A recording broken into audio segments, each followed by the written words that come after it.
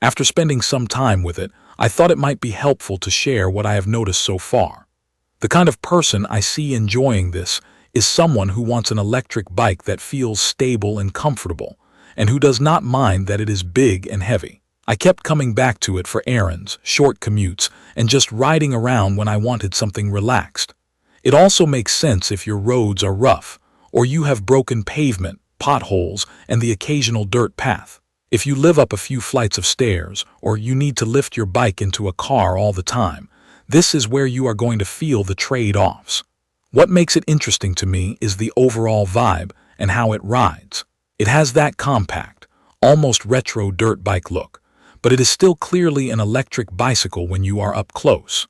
The tires are 20 inches and they are fat, and in real life they look and feel like they belong on something that is meant to roll over messy surfaces without making you think too hard about your line. Picking it up was the first reality check.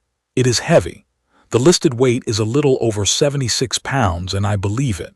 Moving it around my garage, turning it in a tight space, and getting it positioned near an outlet to charge, I felt that weight every time. On the flip side, once it is rolling, that same heaviness makes it feel planted. It does not feel twitchy, and when I hit a rough patch of road, the bike does not get knocked around much. The frame is aluminum, and the finish on mine is a matte black that hides fingerprints and dust pretty well. The seat is a faux leather style, and I expected it to be more about looks than comfort, but it ended up being one of the things I liked most. It is wide and cushy, and on longer rides I did not get that pressure point feeling I sometimes get with narrower bicycle seats. The handlebars also stood out in a good way. The grips feel soft and have a little give, so my hands did not feel beat up after riding over cracked pavement. The controls are straightforward. There is a digital display that is large enough to read quickly. When I am riding, I can glance down and see speed, battery level, and distance without squinting. There are buttons for the light, the horn, and the turn signals, and they are close enough that I can use them without shifting my whole hand around. The turn signals sound like a small thing, but in daily riding they actually changed how I rode around cars. I used them on neighborhood streets and on a few busier roads, and it felt more natural than doing big hand signals every time, especially when I was holding steady over bumpy pavement. I still use hand signals sometimes out of habit, but the signals were nice to have when traffic was close, and I wanted both hands on the bars. Setup was not difficult, but it was not the smoothest experience either. The bike arrived mostly together, which helped, but the manual did not walk me through everything in a clear step-by-step way. I had to slow down and double-check cable routing and how certain pieces were supposed to sit, especially around the front end. If you have built a bike before, you will be fine. If you have not, I would set aside a couple of hours and expect a little trial and error. Once it was assembled and adjusted, it stayed solid.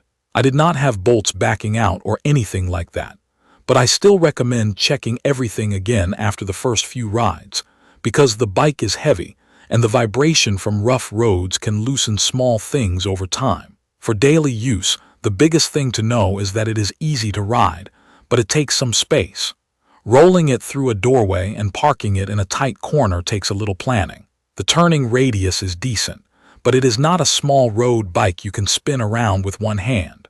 When I needed to reposition it in my garage, I found myself doing it slowly and deliberately, mostly because of the weight. On the road, the motor power is what you notice right away. It uses a 750-watt brushless motor, and the bike moves without drama when you use the throttle. The throttle on mine feels smooth. It does not feel like an on-off switch. It responds to how much I twist, so I can ease into it when I am in a parking lot, then roll on more when I am merging into a bike lane. Pedal assist is there too, and I used both depending on the ride. If I am just getting to the store and I do not want to show up sweaty, I use more electric help. If I want a little exercise, I back it off and pedal. One thing I noticed is that the pedal assist has a small delay. When I start pedaling, it takes a moment before the motor joins in. It is not a deal breaker, but you feel it at stop signs. After a couple rides, I adjusted my timing and it stopped bothering me, but I think it is worth saying out loud because some bikes feel more immediate. This bike is a single speed. That is simple, and it matches the overall personality of the bike, but there is a real downside when you are going faster. At higher speeds, I was basically spinning my legs without adding much. If you like pedaling hard at speed, you might find that annoying. I ended up treating it like a bike that I cruise on, not one that I am trying to pedal fast like a fitness ride. The suspension setup is a big part of why I kept choosing it for rough routes. Up front there is a hydraulic fork, and in the back there is a rear oil spring shock.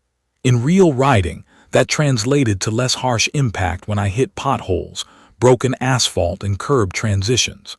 It does not float over everything, and you still need to pay attention, but it took the edge off enough that I finished rides feeling less rattled.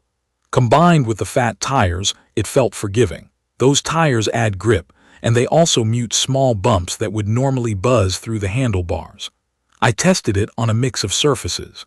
On normal asphalt it tracks straight and feels stable. On grass it kept moving without feeling like it wanted to wash out. On loose gravel it did better than a normal tire, but I still had to be careful with sudden throttle because it can spin if you get aggressive. On hard packed dirt it was generally fine. In mud, traction depends on the specific patch. There were moments where I could feel the tire start to slip, and I had to ease off and let it roll rather than forcing it. Speed-wise, I was routinely seeing around 25 miles per hour with pedal assist on flat ground, and with throttle only, I topped out just under 28 miles per hour on a calm stretch. That is fast enough that I take braking seriously, and I give myself extra space. The brakes are front and rear disc brakes. They do the job, but I would not describe them as the strongest brakes I have ever used. When I was riding faster, I started braking a little earlier than I would on a lighter bike with more aggressive brakes.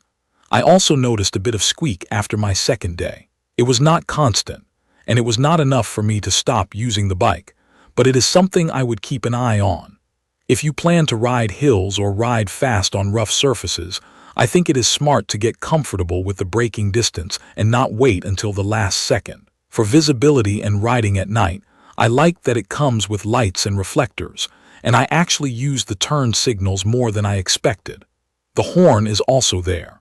I used it a few times on a shared path when someone drifted into my line without looking. It is not about being loud for the sake of it. It is just a quick way to get attention when you need it.